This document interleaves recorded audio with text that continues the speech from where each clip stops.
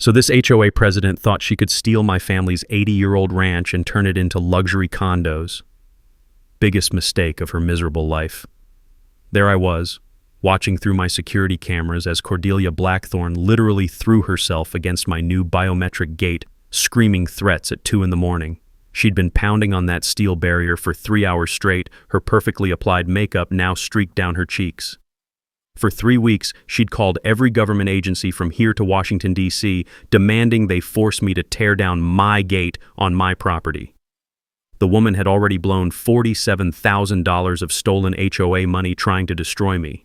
By the end of this story, she'd be serving 3 years in federal prison, lose her house, and become the laughingstock of our entire county. But first, what would you do if someone tried to steal your family land? Drop it in the comments. And tell me where you're watching from. These HOA nightmares are spreading everywhere. Let me back up and introduce myself. I'm Dex Morrison, 45 years old, recently divorced software engineer who'd been suffocating in Portland concrete for way too long. You know that soul-crushing feeling when you realize you're paying $3,000 a month to stare at your neighbor's brick wall? Yeah, that was my life. Then my eccentric Uncle Rusty passed away and left me $400,000. Uncle Rusty was family legend for his creative solutions to bureaucratic problems. The man once built a trebuchet to launch his neighbor's illegally parked car back onto their property. Totally legal, looked it up in city ordinances myself. With 2 teenage kids needing better than weekend visits to my shoebox apartment, I started hunting for rural property. Found this incredible 47-acre ranch in Millfield County, Oregon. Creek running through old-growth timber, barn begging for restoration, and the price? $380 for land worth twice that. Red flag? Absolutely. Did I care? Not even a little. The seller, Bill Hutchins, was this sweet elderly rancher desperate to reach his grandkids in Arizona. Had tears streaming down his weathered cheeks when he handed over the keys. "She's been good to 3 generations of my family," he whispered, voice cracking. "You treat her right." Moving day hit me with that crisp October air that smells like freedom and wood smoke. I could feel the rough bark of century-old pines under my palms, hear gravel crunching under the moving truck's tires like nature's welcome mat. For the first time in years, I felt genuinely hopeful. That's when the devil in designer khakis appeared. Cordelia Blackthorne, 52, self-proclaimed Community Standards Coordinator of adjacent Willowbrook Estates. Picture your worst middle school principal crossed with a tax auditor, driving a white Lexus SUV with custom plates reading Rules 1. Yes, she paid extra to advertise her personality disorder. Willowbrook Estates, 200 cookie-cutter houses with HOA rules governing everything from acceptable doormat colors to maximum dog walking duration. These people measured grass height with actual rulers and maintained spreadsheets tracking neighbor compliance violations. My ranch predated their suburban paradise by 80 years, but we shared Meadowlark Lane access road. Old Bill had been neighborly, letting HOA residents jog his property boundaries and walk their precious designer dogs. Cordelia clicked across my driveway in spotless tennis shoes, clutching her clipboard like a religious artifact. Her voice dripped fake sweetness that made your fillings ache, artificial sweetener mixed with concentrated smugness. "Excuse me," she announced, excusing absolutely nothing. "You'll need HOA approval for that moving truck." I set down boxes containing my kids' new bunk beds, pine shavings still clinging to the cardboard. "Ma'am, I appreciate your concern, but my property isn't part of your HOA. Her practiced smile twitched. "Meadowlark Lane falls under shared community standards. That truck violates our non-resident vehicle restrictions." She thrust a 47-page rulebook at me, certain sections pre-highlighted like a legal brief. "I own this property outright," I replied calmly. "The access road predates your development by decades." That's when her mask cracked completely. Her voice pitched higher, sharper. "We'll just see about that." She whipped out her phone, photographing my license plates while pulling an actual tape measure from her purse to document my truck's dimensions. She called city code enforcement while standing in my driveway, speaking loud enough to ensure I heard every poisonous word. "Yes, I need to report a non-compliant commercial vehicle in violation of community standards." But here's what really chilled me. As 3 other residents jogged past during her performance, I caught their expressions. Fear. These people were genuinely terrified of this woman. One elderly gentleman actually crossed the street to avoid making eye contact. As Cordelia climbed back into her Lexus, she delivered her parting shot through the rolled-down window. "This neighborhood has standards, Mr. Morrison. You'd better learn them fast."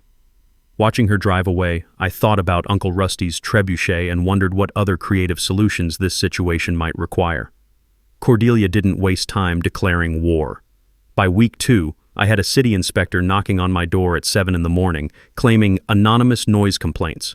And this was particularly impressive considering I hadn't started any renovation work yet, and the loudest sound on my property was the creek babbling over smooth river stones. The inspector, a tired-looking guy named Pete, apologized while walking my property. "Look, I gotta respond to complaints, but this is pretty obviously bogus. Someone described specific power tool sounds and construction debris that, well, clearly don't exist." He gestured at my pristine, untouched barn. Same day, and I mean within hours, 3 different utility companies showed up for service verification: electric, water, and gas, all claiming they'd received reports of irregular usage patterns. The gas guy actually laughed when I pointed out I didn't even have gas service connected yet. That's when Jimmy, my postal carrier, filled me in on the bigger picture while leaning against his mail truck. The afternoon sun was beating down on the metal, and I could feel the heat radiating off it like a furnace.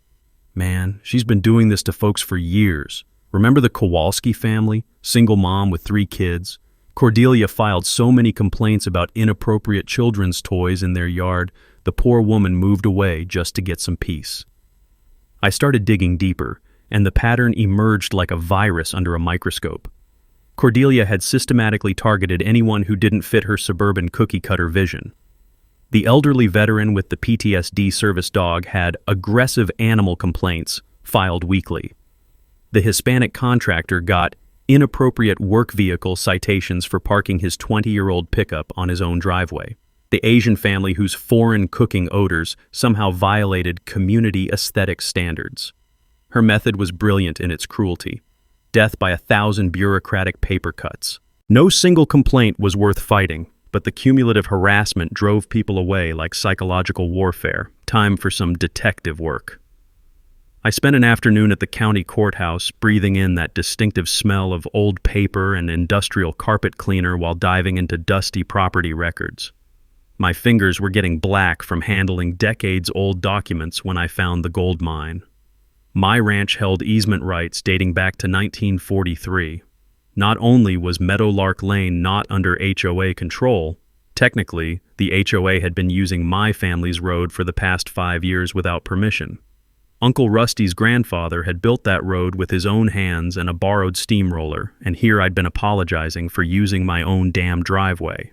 Back when I was getting my engineering degree, one of my professors hammered into us that organizations only have the authority you give them. HOAs can't regulate property outside their jurisdiction, no matter how official their letterhead looks. The trick is knowing your actual legal rights before someone in a power suit tries to intimidate you. But Cordelia wasn't done escalating. She appeared at my door the following Tuesday with what she called a cease and desist letter from the HOA's attorney. The legal document, and I use that term loosely, demanded I stop disturbing community character through non-conforming existence. I'm not making this up. They literally wanted me to conform to their standards by existing differently. The letter listed demands that would have been hilarious if they weren't dead serious. Paint my 80-year-old barn to match their approved beige color palette, remove my unsightly split-rail fence that had been there since the Truman administration, and somehow make my property architecturally consistent with houses built 7 decades later. Here's where I made my first strategic move. I called Maxine Torres, a local attorney who specialized in property rights. Maxine took one look at the HOA's demands and burst into laughter that echoed through her office like a gunshot. "Mr. Morrison," she said, wiping tears from her eyes, "this letter is worth less than the paper it's printed on, but it does give us grounds for a harassment complaint." My counter strategy was simple: document everything and file formal complaints. But then Cordelia delivered her masterstroke, and this is where things got really interesting. She showed up during my morning coffee on the porch, her heels clicking aggressively against the wooden steps like an angry woodpecker. The overwhelming cloud of her perfume mixed with mountain pine air created this nauseating cocktail that made my eyes water. "You think you're so smart," she hissed, her voice pitched higher than a smoke detector. "You think you can just waltz into our community and ignore our standards?" I took a slow sip of my coffee, feeling the warm ceramic mug against my palms. That's when she dropped her bombshell. I know exactly who you are, Dex Morrison. Divorced, unemployed, living off inheritance money. What kind of example does that set for our children? She'd been investigating me. Personal details only available through background checks or social media stalking. This woman had crossed from petty harassment into something much darker. "Ma'am," I said calmly, setting my coffee cup down with a decisive clink, "you just made your biggest mistake yet." The real game was just beginning. Cordelia's psychological warfare kicked into high gear by week 4. Every morning at exactly 6 a.m., she'd park her white Lexus sideways across Meadowlark Lane, claiming she was exercising her rights as community representative. The smell of her overheated brakes mixed with morning dew as she'd screech to a stop, forcing me to hike a quarter-mile through wet grass just to reach my own truck. She'd leave these passive-aggressive sticky notes on my windshield written in her perfect Catholic school cursive. Consideration for others begins with self-awareness, and community harmony requires individual sacrifice. The paper felt cheap and vindictive under my fingers, but I started collecting them like evidence. That's when I met Javier Gonzalez at Martinez Hardware, both of us reaching for security camera batteries. This guy had survived Cordelia's wrath and lived to tell the tale. "You're the new guy she's been terrorizing," he said, grinning like we were old war buddies. "Welcome to the resistance, hermano." Over coffee that tasted like it had been brewing since the Clinton administration, Javier shared his horror story. Cordelia had tried fining him $500 for inappropriate work vehicle aesthetics. His crime was driving a 20-year-old pickup with honest work dents. "But here's what'll blow your mind," Javier whispered, glancing around the empty diner. "My cousin works for the landscaping company that's supposed to maintain their common areas. They haven't been paid in 4 months, but the HOA budget shows regular payments to them." The coffee suddenly tasted even more bitter as the implication sank in. She wasn't just a control freak. She was stealing from her own neighbors. Time to get serious about documentation. Back in my engineering days, we lived by one rule. If it's not logged with timestamps and backups, it never happened. I installed a Ring security system that would make the Pentagon jealous. Motion sensors, night vision, smartphone alerts that buzzed every time someone breathed near my property line. Within days, I had Cordelia's entire stalking routine captured in 4K resolution. Her daily property inspections with a measuring tape, photographing my barn from 16 different angles, even timing my morning routine with a stopwatch like some deranged efficiency expert. But then she pulled her masterstroke, and this is where things got genuinely creepy. Cordelia organized what she called a community safety patrol, basically recruiting 3 other HOA board members to take shifts watching my property in 8-hour rotations. All day, every day, there was at least one car positioned with binoculars trained on my barn. They claimed I was suspicious for working after dark in my own workshop. The absurdity hit me while I was organizing Uncle Rusty's old tools by lamplight. These people were surveilling me for the crime of being productive after sunset. That's when I started digging into public records and discovered the truly horrifying pattern. Cordelia had been systematically driving away anyone undesirable for 5 years running. Old Bill Hutchins hadn't just been motivated to sell. He'd been psychologically tortured into leaving after enduring 2 years of daily harassment. Before him, a young Latina single mother who lasted 18 months before moving back in with her parents. A black veteran who'd only managed 8 months before his PTSD couldn't handle the constant scrutiny. Always the same targets: elderly, minorities, single parents, veterans, anyone who didn't fit her narrow suburban fantasy. Cordelia was ethnically cleansing the neighborhood one harassment campaign at a time, but I had something her previous victims didn't: the technical skills to fight back and the Morrison family's legendary stubborn streak. I launched my counteroffensive. Every morning at 5 a.m. sharp, I'd jog past every house in Willowbrook Estates. Perfectly legal use of public sidewalks, and my route just happened to circle Cordelia's house 3 times. My running shoes on pavement created this rhythmic drumbeat that echoed off her walls like a war drum. The beauty of country acoustics? Every footstep carried. I could hear her scrambling to her bedroom window each morning, probably wondering when I'd slip up and give her something real to complain about. After documenting 2 weeks of her surveillance obsession, I filed a formal harassment complaint with the county sheriff. Deputy Martinez, this no-nonsense guy who looked like he'd seen everything twice, took one look at my evidence folder and let out a low whistle. 3 inches of documentation, he said, flipping through photos and printed emails. Most people don't know harassment laws apply to HOA officials just like anyone else. He paid Cordelia a visit that same afternoon, and I watched through my security cameras as her face went white when he explained that continued unwanted contact constituted criminal harassment under state law. But Cordelia wasn't done. That evening, she showed up at my door with an envelope that made my blood run cold. "I know about your kids, Dex," she said with a smile that belonged in a horror movie. "Custody arrangements can be so fragile." The envelope Cordelia handed me contained copies of my divorce papers, custody agreement, and what looked like surveillance photos of my kids getting dropped off for their weekend visits.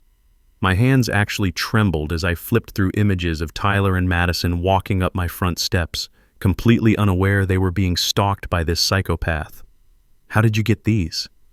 I kept my voice steady, but inside I was calculating how many ways I could destroy this woman without going to prison. Her smile stretched wider, like a snake unhinging its jaw. Public records are so accessible these days, and concerned citizens have a duty to report unsafe environments for children. The words dripped poison. I wonder what Child Protective Services would think about children visiting a property under active investigation for safety violations.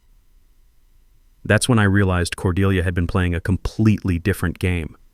This wasn't about HOA rules. This was systematic psychological terrorism designed to crush anyone who didn't submit to her authority. She'd weaponized bureaucracy itself. But threatening my kids? That was her biggest mistake. I spent that night researching everything about Cordelia Blackthorne, the blue glow of my laptop screen burning my eyes as I dug through digital records until sunrise.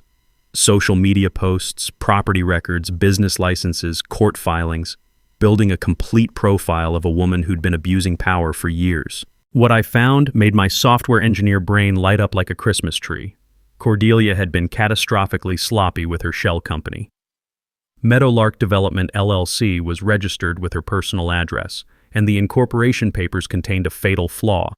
She'd listed herself as both registered agent and principal owner, directly violating Oregon's conflict of interest statutes for HOA board members.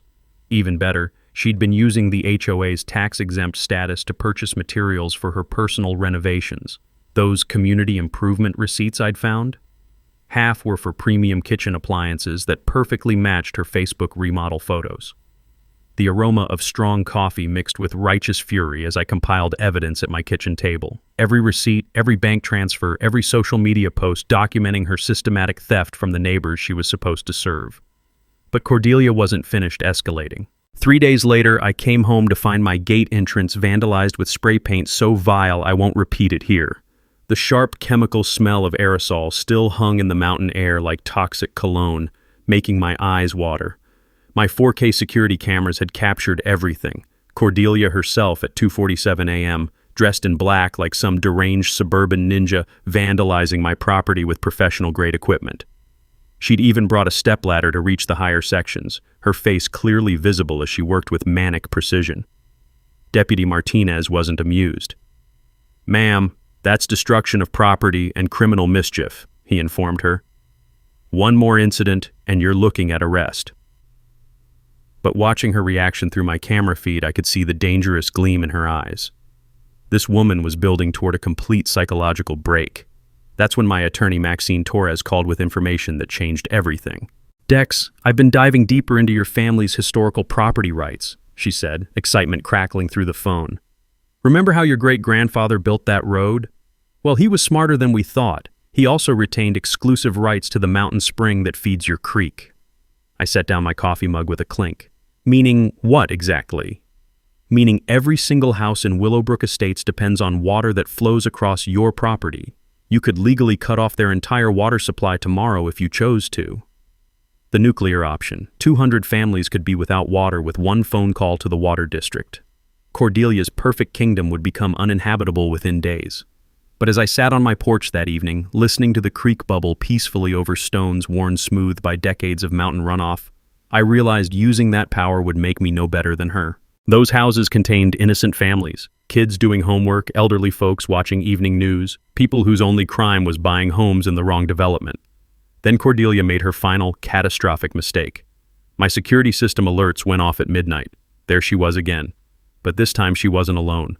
Three figures in dark clothing were pouring something into my wellhead, the source of my family's drinking water. The footage was crystal clear, Cordelia directing two men as they dumped industrial herbicide directly into my water supply, environmental terrorism that could have killed my entire family.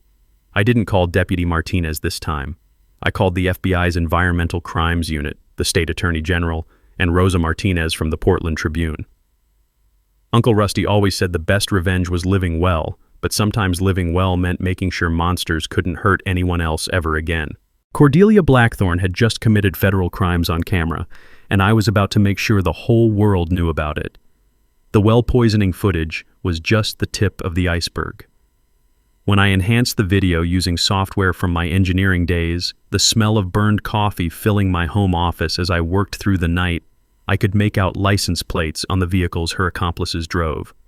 The enhanced pixels revealed a truth that made my stomach drop. One vehicle belonged to Bradley Fleming, our city councilman.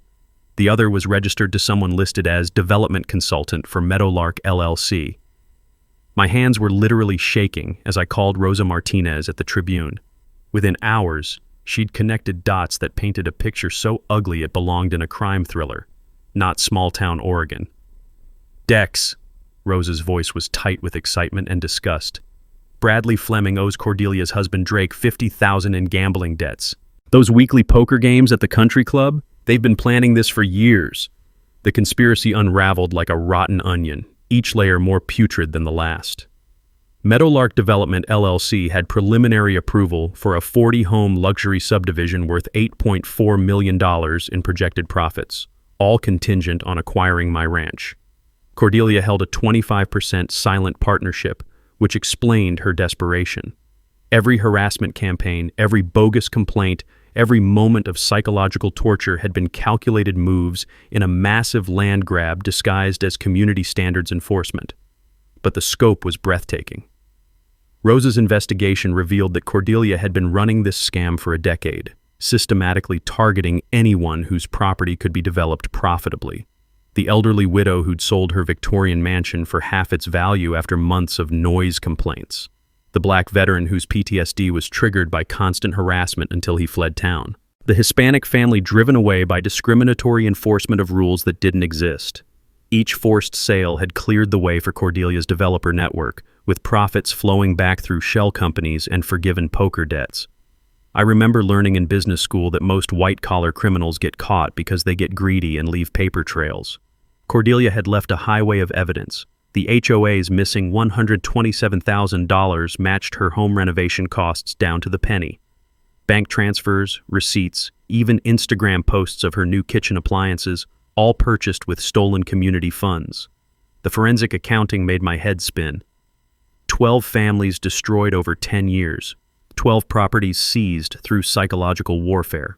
12 pieces of our community transformed into profit centers for a criminal enterprise masquerading as civic responsibility. The most chilling discovery was the water rights angle. Every targeted property shared historical water access that could block future development. Cordelia wasn't just stealing homes.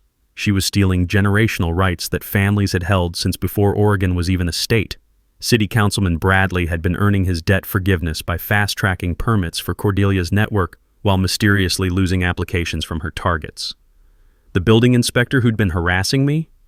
Bank records showed a $15,000 consulting fee from Meadowlark LLC deposited the same week he'd started his bogus inspections. The entire municipal system had been weaponized to serve one woman's greed. Sitting in my darkened office at 3 a.m., the only sounds the hum of my computer and the distant babble of the creek outside, I realized they'd made one catastrophic error. They'd targeted a software engineer who understood digital forensics and had Uncle Rusty's legendary stubborn streak. I had evidence of mail fraud, wire fraud, environmental crimes, civil rights violations, and criminal conspiracy reaching from suburban boardrooms to city hall to development companies across 3 counties. Uncle Rusty's ranch had become the keystone that could topple an entire criminal empire built on displaced families and stolen dreams. The question wasn't whether I could destroy Cordelia anymore. The question was how spectacular I could make her downfall. The next morning I called an emergency meeting in Uncle Rusty's old barn. The smell of weathered wood and motor oil still hung in the air, mixed with the fresh scent of pine sawdust from my recent cleanup efforts. This felt exactly right, plotting justice in the same space where Uncle Rusty had built his legendary trebuchet to launch his neighbor's illegally parked car. Javier arrived first, followed by Rosa Martinez hauling a laptop bag that looked like it could survive a nuclear blast. Martha Tatum showed up with her food truck parked outside, claiming she needed to feed the resistance properly. Last came Maxine Torres, my attorney, whose briefcase practically hummed with legal energy. "All right, people," I said, spreading documents across Uncle Rusty's workbench while Martha distributed Korean BBQ tacos. "We're not just taking down one psychotic HOA president. We're dismantling a decade-long criminal enterprise." Rosa somehow produced a whiteboard from her Honda Civic, I'm still not sure how physics allowed that, and started mapping connections like she was planning D-Day. "I've been coordinating with federal agencies. The FBI's Environmental Crimes Unit wants the well poisoning charges. The state attorney general is practically drooling over the municipal corruption. And the IRS is very interested in those unreported development profits." The plan crystallized like perfectly debugged code. Phase 1. Continue gathering bulletproof evidence while letting Cordelia think she was winning. Phase 2. Coordinate simultaneous investigations by multiple agencies. Phase 3. Public exposure at the next HOA board meeting with maximum media coverage. Phase 4. Launch community improvement initiatives from the ashes of her empire. Javier had been building our intelligence network with the efficiency of a master craftsman. "My cousin Maria works in city planning," he said between bites of Martha's excellent bulgogi. "She says Bradley Fleming's been rubber stamping permit approvals without environmental impact studies. That's federal jurisdiction." Martha contributed something unexpected while refilling our coffee from a thermos that somehow held enough for 12 people. "My food truck route covers 3 counties. I've met 4 other families who got identical treatment from HOA boards connected to Meadowlark Development. This operation spans half of Oregon." The technical preparation showcased everything I'd learned from 20 years in software engineering. I'd upgraded to surveillance equipment that would make the Pentagon jealous. Motion sensors detecting movement at 50 yards, night vision cameras recording in 4K, audio equipment sensitive enough to capture whispered conversations through car windows. Back in my corporate days, we had a saying, "Documentation is litigation insurance." Turned out that applied perfectly to criminal investigations. Everything was stored on encrypted servers with blockchain verification for court admissibility.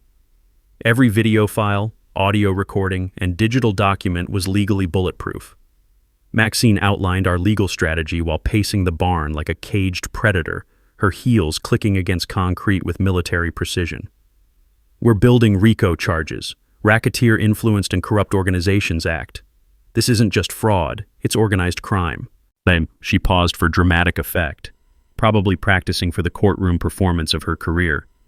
"RICO doesn't just go after individual crimes, it dismantles the entire criminal organization. We can seize assets, freeze accounts, and ensure this never happens to another family." The coalition building amazed me. Word spread through unofficial channels faster than wildfire. Our weekly barn meetings grew from 5 core conspirators to 37 affected families ready for war. Each session brought fresh evidence and new stories of systematic psychological torture. Parents shared recordings of middle-of-the-night threatening calls. Veterans documented harassment specifically designed to trigger PTSD episodes. Elderly residents brought medical records showing stress-related hospitalizations after months of bogus complaints and constant surveillance. Rosa documented everything with video interviews, building what she called the human cost archive. These weren't property disputes. They were stories of American families destroyed by legalized psychological warfare disguised as community standards. Our communication network ran on encrypted apps that would impress intelligence agencies. Weekly strategy calls using voice-over IP to avoid eavesdropping. Secure document sharing through servers in different states. Military-style code names for operational security. I was Ranch Hand, Rosa became Tribune, Maxine was Legal Eagle. The evidence vault grew exponentially. Bank records showing suspicious transfers between shell companies. Email chains discussing problem properties requiring community intervention. Audio recordings of city officials pre-deciding permit denials before reviewing applications. By week 6, we operated like a professional intelligence cell from an 80-year-old barn. Federal agencies coordinated through Rose's media contacts. State investigators built parallel cases. Local law enforcement finally treated our complaints seriously instead of dismissing them as neighbor disputes. The psychological preparation was almost as crucial as legal strategy. We needed Cordelia to feel victorious right until everything collapsed. Strategic disinformation to test her intelligence sources, allowing her to commit additional crimes while being recorded, building toward maximum public humiliation at the perfect moment.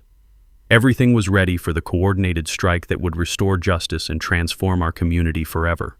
Cordelia's desperation reached new heights when she realized I wasn't backing down. By week 7, she'd escalated from petty harassment to outright sabotage. I woke to the sound of chainsaws at 5 a.m. and found a century-old oak tree fallen across my driveway, completely blocking access to my ranch. Professional tree service crews and unmarked trucks were loading equipment as I stumbled outside in my pajamas. Emergency storm damage removal, they claimed, though we hadn't seen rain in 3 weeks. The smell of fresh sawdust and motor oil hung heavy in the morning air as I surveyed the destruction. This wasn't wind damage.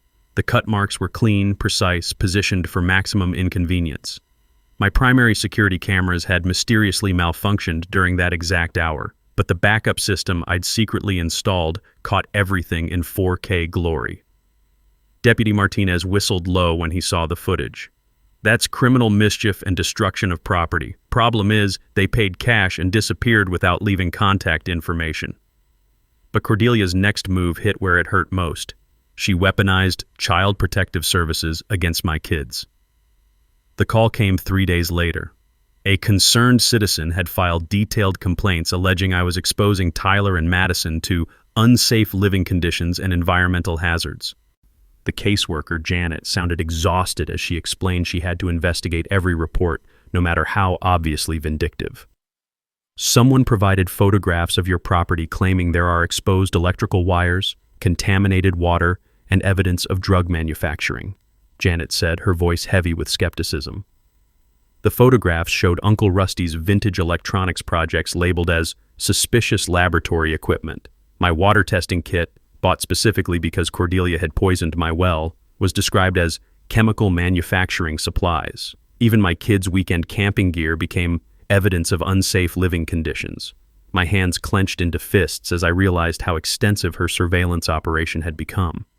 For months, Cordelia had been cataloging every innocent aspect of normal ranch life, twisting tools and projects into weapons for psychological warfare. The insurance fraud attempt was almost comically obvious. Cordelia filed a claim against my homeowner's policy with staged photos claiming my aggressive dog had attacked her. The fact that I don't own a dog apparently didn't deter her creativity. She'd produced fake medical bills from Dr. Patterson, whose address traced to a vacant Portland lot. My investigator, Carol, who'd clearly seen every scam imaginable, started laughing the moment she saw the claim. Mr. Morrison, she's got golden retriever bite marks, but claims you own a German Shepherd. In 30 years, I've never seen fraud this sloppy. The daily harassment campaign became relentless. Noise complaints filed around the clock. 6 a.m. for my coffee grinder, 2 p.m. for truck engine noise, 10 p.m. for television volume. City code enforcement started calling me directly before sending inspectors. They were so tired of her fabricated reports. Anonymous DEA tips about suspicious chemical odors brought Special Agent Rodriguez to my door in full tactical gear. The poor guy looked like he'd rather be anywhere else as I walked him through my barn, pointing out vintage electronics and computer equipment. Sir, whoever's filing these reports has detailed property layouts and scheduling information, he said, shaking his head. This suggests either law enforcement background or serious mental instability. Weekly fire marshal visits for safety inspections became routine. Each found nothing but served Cordelia's harassment objectives perfectly. Then came her desperation move, the bribery attempt that would seal her fate. She cornered me at my mailbox carrying an envelope thick enough to choke a horse. The afternoon sun beat down on the gravel as she approached, her designer heels clicking like a countdown timer. $600,000 cash, she said without preamble, her voice shaking with barely controlled desperation. Take it and disappear before I destroy everything you care about. I opened the envelope to find stacks of 20s and 50s that smelled like basement mold, obviously laundered money. The bills felt grimy between my fingers, tainted with desperation and criminality. "And if I don't take it?" I asked, knowing my security system was recording every word in crystal clear audio. Her composure cracked completely, revealing the monster underneath. "Then I'll make sure your children never feel safe anywhere again. I know their school schedules, their friends' addresses, everywhere they go. Take the money or I'll destroy them too." The threat against Tyler and Madison crossed every line that mattered. This wasn't about property anymore. This was a dangerous woman threatening to harm innocent children to protect her criminal empire. But she'd just handed me the evidence I needed to end this war permanently. "Mrs. Blackthorne," I said quietly, my voice steady despite the rage burning in my chest. "You just made the worst mistake of your life." Her threats against my kids would be her downfall, captured forever on digital video for federal prosecutors to present to a jury. After Cordelia threatened my children, the gloves came completely off. Within 48 hours, she'd escalated to what I can only describe as domestic terrorism. I woke up to find my barn windows shot out with paintball guns, bright orange paint splattered across century-old wood like some demented art project. The acrid smell of paint thinner mixed with mountain air as I surveyed the damage. My security cameras had captured everything. Cordelia herself, at 3 a.m., wearing camouflage and wielding what looked like military-grade paintball equipment. She'd brought a ladder to reach the high windows, working with methodical precision like she was marking enemy territory. But the vandalism was just foreplay. 2 days later, I found my mailbox destroyed with what appeared to be a baseball bat, the metal post twisted and bent like a pretzel. Federal crime, since it involved postal services, but Cordelia was beyond caring about legal consequences. The smell of gasoline lingered around the wreckage. She'd tried to set fire to the mail inside, but apparently couldn't get her lighter to work in the morning dew. My security footage showed her fumbling with matches for 10 minutes, cursing like a sailor who'd just discovered his ship was sinking. That's when Deputy Martinez called with news that changed everything. "Dex, we arrested Cordelia's husband Drake last night. Domestic violence call from their neighbor. Turns out he's been trying to divorce her for months, claims she's become completely unhinged over this property dispute." Drake had been secretly recording conversations with Cordelia for weeks, building evidence for his divorce attorney. The recordings revealed the true scope of her obsession. She'd been planning to have me removed through increasingly desperate measures. "She's been talking about hiring people to make you disappear," Drake told investigators. "I thought she meant scare you away, but lately, I'm not so sure." The revelation sent chills down my spine. This woman wasn't just harassing me. She was contemplating violence against my family. But Cordelia's nuclear option was still coming.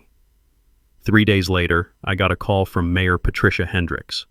"Dex, I need you to know that Cordelia Blackthorne has filed for emergency eminent domain proceedings against your property. She's claiming your ranch is needed for critical public infrastructure." The emergency city council meeting was called for that Friday, with only 48 hours notice to prevent public attendance. Cordelia had convinced 3 council members that my property posed an imminent public safety threat, requiring immediate seizure. The manufactured emergency was based on completely fabricated reports. My well was allegedly contaminating the municipal water supply, my barn was supposedly storing hazardous materials, and my access road was creating traffic safety hazards for school buses. Each claim was easily disprovable, but the eminent domain process could take months to fight, during which the city could seize my property and demolish everything Uncle Rusty had built. I called an emergency session with my coalition. The barn filled with grim faces as I explained Cordelia's Hail Mary play. Rosa had been working her media contacts, and the news wasn't good. "She's got Bradley Fleming and 2 other council members in her pocket," Rosa reported, her laptop screen casting blue light across her worried face. "They're planning to vote Friday night when nobody's watching." Maxine was already drafting emergency injunctions, but legal processes take time we didn't have. "We need to make this public before they can ram it through," she said, pacing the barn like a caged panther. That's when Martha suggested something brilliant. "What if we don't just attend the meeting? What if we pack it?" The next 36 hours became a masterclass in grassroots organizing. Rosa reached out to every family Cordelia had targeted over the past decade. Javier mobilized the construction community. Turns out every contractor in 3 counties had horror stories about dealing with Cordelia's permits and inspections. Martha used her food truck network to spread word through every small business owner who'd been harassed by arbitrary enforcement. The message was simple. If they could steal my ranch through eminent domain fraud, no one's property was safe. By Thursday afternoon, our encrypted chat had 127 active members planning to attend Friday's meeting. Local news had picked up the story, and Rose's Tribune article about emergency eminent domain abuse was trending on social media. But Cordelia had one final, desperate move. Thursday night, my motion sensors triggered at 11 p.m. 3 figures in dark clothing were approaching my barn, carrying what looked like gasoline cans. The infrared cameras captured everything as Cordelia directed 2 men in spreading accelerant around my building's foundation. I called 911 immediately, but more importantly, I called Rosa. This was attempted arson, a federal crime that would finally give us the ammunition to destroy Cordelia's entire operation. As sirens wailed in the distance and spotlights illuminated 3 figures fleeing through the forest, I realized tomorrow's city council meeting wouldn't be about eminent domain anymore. It would be Cordelia's public execution. Friday night's city council meeting was supposed to seat maybe 30 people in the Millfield Community Center. Instead, 184 residents packed every chair, lined the walls, and spilled out into the parking lot. Local news crews from 3 stations had set up cameras, while Rosa live-streamed everything on the Tribune's social media channels. The air inside felt electric with tension, thick with the smell of too many people in too small a space and the faint aroma of Martha's food truck operating in the parking lot to feed the crowd. You could practically taste the anticipation. Cordelia walked in at exactly 7 o'clock, flanked by her remaining loyal board members, completely oblivious to the ambush waiting for her. She'd dressed for victory in a crisp navy suit and that same fake smile she'd worn the day we first met. The woman actually waved at the cameras like she was running for office. Mayor Hendricks called the meeting to order, her voice tight with stress. We're here to consider emergency eminent domain proceedings for the Morrison Ranch property, based on public safety concerns filed by HOA President Cordelia Blackthorne. That's when Rosa stood up, her press credentials hanging around her neck like a weapon. Madam Mayor, before we proceed, I think the public should know that Mrs. Blackthorne was arrested this morning for attempted arson. The room erupted. Cordelia's face went white as bleached bone, her perfect composure finally cracking under the weight of 184 pairs of eyes staring at her in disbelief. That's a lie, she shrieked, jumping to her feet. This is a coordinated attack by criminals trying to destroy our community. State investigator William Tatum stepped forward from the back of the room, his badge glinting under the fluorescent lights. Mrs. Blackthorne, you were arrested at 11:47 p.m. yesterday for attempted arson, criminal conspiracy, and environmental terrorism. Your accomplices have already confessed. Yes, you are authorities. The audience was dead silent except for the whisper of cameras capturing every moment of Cordelia's meltdown. Furthermore, investigator Tatum continued, our 3-month investigation has uncovered evidence of mail fraud, wire fraud, embezzlement, and civil rights violations spanning 10 years. Federal prosecutors will be filing RICO charges Monday morning. That's when the floodgates opened. Martha Tatum stood up first, her voice carrying across the packed room. This woman tried to ban my food truck because I'm Asian. She filed false health complaints for 2 years. Javier rose next. She stole $47,000 from contractor payments, then blamed us for poor workmanship when we couldn't afford proper materials. One by one, 15 residents shared their stories. The elderly veteran whose PTSD was deliberately triggered by harassment campaigns. The single mother driven from her home by fabricated child welfare complaints. The Hispanic family terrorized until they sold their house for half its value. Each testimony hammered another nail into Cordelia's coffin. The cameras captured every word, every tear, every moment of pain this woman had inflicted on innocent families for her own profit. EPA agent Rodriguez presented the environmental crimes evidence, including the well-poisoning footage that showed Cordelia directing 2 men to dump herbicide into my family's drinking water. This could have killed an entire family, he stated matter-of-factly. Cordelia's last desperate attempt at control was pathetic to witness. This is my neighborhood, she screamed, spit flying from her mouth. I built this community. I protected property values. These people are destroying everything I worked for. The crowd's angry murmur rose like thunder until Mayor Hendricks called for order. That's when I finally stood up, walking calmly to the microphone as the room fell completely silent. Every eye was on me. Cameras zoomed in, recording what would become the defining moment of this entire nightmare. "Ladies and gentlemen," I began, my voice steady and clear, "I'd like to make an announcement." Cordelia was staring at me with pure hatred, her perfectly applied makeup streaked with tears of rage and desperation. "As of this morning, I've donated 30 acres of my ranch to establish the Uncle Rusty Memorial Nature Preserve. The creek frontage will become a public park, protected forever from development." The applause started slowly, then built to a thunderous ovation that shook the building's windows. Cordelia's face went through a spectrum of emotions: disbelief, rage, and finally, complete defeat. "Mrs. Blackthorne," I said directly into the microphone, my words carrying to every corner of the room and every viewer watching the live stream, "your decade of terrorizing families is over. Your criminal enterprise is finished.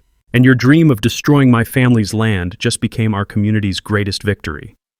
Sheriff's deputies moved toward Cordelia as she completely lost control, screaming incoherently about conspiracies and her ruined plans. The cameras captured every moment of her final public meltdown. Justice, it turned out, tasted like sweet mountain air and sounded like 184 people cheering for the end of a tyrant's reign. 6 months later, I'm sitting on my porch watching my kids build a treehouse in the oak tree that Cordelia's crew somehow missed during their sabotage spree. The sound of their laughter mixing with the creek's gentle babble is everything Uncle Rusty would have wanted for this place. Cordelia's sentencing made national news. 3 years federal prison for environmental crimes, plus 2 additional years for embezzlement and fraud. The judge called her actions a systematic campaign of psychological terrorism against vulnerable families. Drake's divorce was finalized within weeks, and he moved to Montana to start fresh. The financial aftermath was even more satisfying. Our class action lawsuit resulted in a $1.8 million settlement distributed among affected residents. Javier used his portion to expand his construction business and landed the contract to renovate half the HOA's common areas under the new, democratically elected board. Martha opened her permanent restaurant location in downtown Millfield, specializing in Korean-Mexican fusion that's become legendary throughout the county. The Cordelia Special, extra spicy kimchi tacos, is her best-selling item, though she insists the name was my idea. The new HOA leadership eliminated 73% of Cordelia's arbitrary rules, transforming Willowbrook Estates from a suburban prison into an actual community. Property values increased 23% once word spread about the reformed governance and elimination of harassment campaigns. My 30-acre donation became the Uncle Rusty Memorial Nature Preserve, complete with hiking trails and educational signage about native wildlife. The county matched my contribution with a $150,000 development grant, and the state designated the entire creek system as protected habitat after discovering an endangered salmon species. The treehouse project became a community effort. Javier donated materials and expertise, Martha provided lunch for the volunteer crews, and Rosa documented the construction for a follow-up Tribune series on community healing after trauma. Watching neighbors who'd been terrorized into isolation work together again was better therapy than any counselor could provide. Tyler and Madison permanently moved in with me after seeing how much happier they were on the ranch. Their mother admitted the peaceful environment was better for their mental health than city apartments and custody battles. We converted Uncle Rusty's workshop into a homework space where neighborhood kids gather for tutoring and science projects. The Uncle Rusty Memorial Scholarship launched with $50,000 from my settlement money, providing trade school funding for students from families affected by bureaucratic harassment. The first recipient was Javier's nephew Miguel, studying electrical engineering with plans to return and help modernize our rural infrastructure.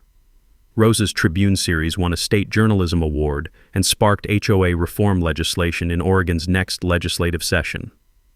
3 other counties launched investigations into similar corruption patterns, discovering that Cordelia's network extended far beyond our small community. The ripple effects keep spreading. National HOA accountability organizations use our case as a textbook example of fighting systematic abuse. A documentary film crew spent 2 weeks interviewing residents last month, planning a feature about grassroots resistance to corporate-style neighborhood control. The practical lessons from our fight became a resource guide that's helped hundreds of families facing similar harassment. Document everything with timestamps and backups. Know your actual property rights before someone in a power suit intimidates you. Build coalitions because isolated targets are vulnerable targets. Use the legal system strategically, not emotionally. Every evening, I walk the nature preserve trails that wind through land Cordelia wanted to pave over for luxury condos. The creek runs clear and cold, supporting wildlife that would have been destroyed by her development scheme. Eagle nesting boxes installed by volunteer scouts attract breeding pairs each spring. The biometric gate still stands at my entrance, though now it's programmed to recognize 5 community leaders who help maintain the preserve. It remains our symbol, open to friends, sealed against tyranny. Annual property rights festivals draw families from across the Pacific Northwest to celebrate successful resistance against bureaucratic abuse. This year's event featured workshops on dealing with HOA overreach, legal aid clinics, and a barbecue competition judged by former harassment victims who've become close friends. Where are they now? City Councilman Bradley pleaded guilty to corruption charges and moved to Florida in disgrace. His developer accomplices paid $500,000 in fines and are banned from Oregon projects. The postal inspector who helped investigate the mail fraud got promoted to regional director. As for me, I'm dating the environmental lawyer who helped establish the preserve's protected status. Life has a way of bringing the right people together when communities heal. Drop a comment sharing your HOA horror story. You're not alone in fighting these battles. Hit subscribe if you want more stories about ordinary people beating corrupt systems through courage and community organizing. Thanks for hanging out with us on HOA Stories, where the HOA Karens meet their match. If this story had you cheering or cringing, go ahead and like the video, drop a comment with your reaction, and hit subscribe so you're ready for the next wild HOA tale.